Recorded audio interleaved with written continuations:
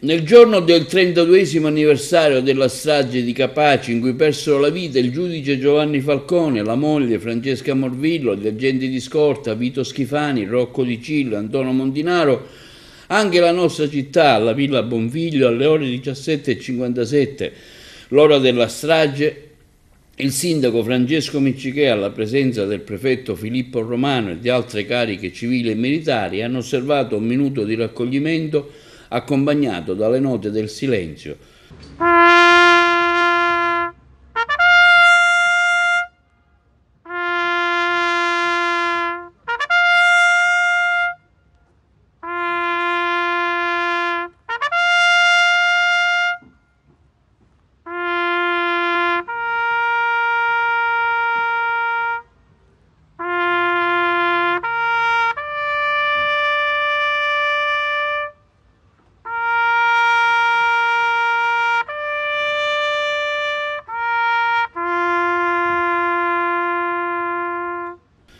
E poi si è svolta la cerimonia di piantumazione di un albero d'ulivo in memoria del giudice Falcone.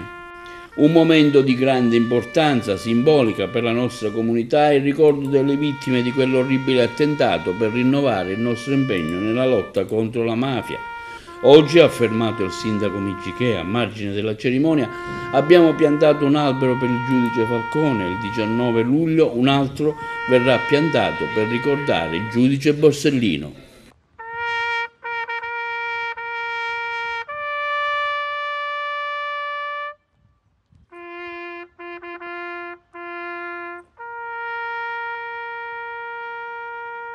Del 1992 alle ore 17:57, quindi 4 minuti fa, succedeva qualcosa di terribile, un'offesa all'umanità, una strage che la mafia ha voluto in maniera così forte e eclatante per dare un segnale all'ora, distruggendo una famiglia, distruggendo delle famiglie, uccidendo il giudice Giovanni Falcone, la moglie, la scorta, pensando di ottenere qualcosa. Sì, è successo qualcosa, ma è successo qualcosa al contrario.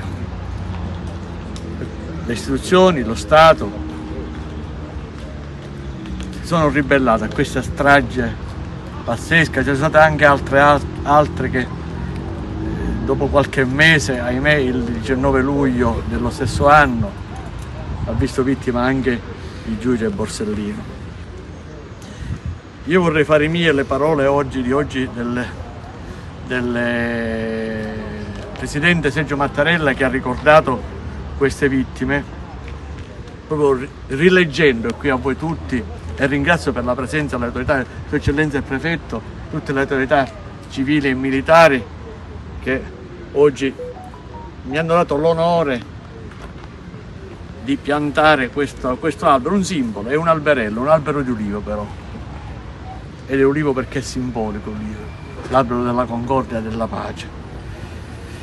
L'attentato di Capaci fu un attacco che la mafia volle scientemente portare alla democrazia italiana, una strategia criminale che dopo poche settimane replicò il medesimo disumano orrore in via D'Amelio. Ferma fu la reazione delle istituzioni e del popolo italiano. Ne scaturì una mobilitazione delle coscienze. La lezione di vita di Giovanni Falcone e Paolo Borsellino divennero parte della migliore etica della Repubblica. E sempre il presidente Mattarella, a 32 anni da quel tragico 23 maggio, è doveroso ricordare anzitutto il sacrificio di chi venne barbaramente ucciso.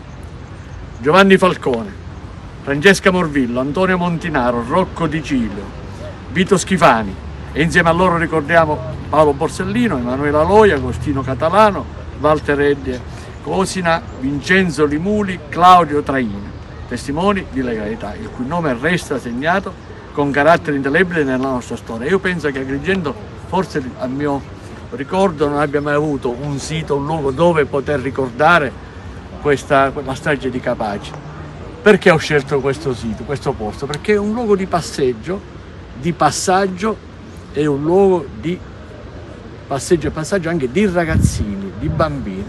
Perché? Perché lo scopo di questa di questo albero, di questa lapide, soltanto per ricordare ogni giorno la memoria e far conoscere a chi ancora non c'era quello che è successo, affinché loro lo possano tramandare un giorno ai loro figli e ai loro nipoti. Grazie.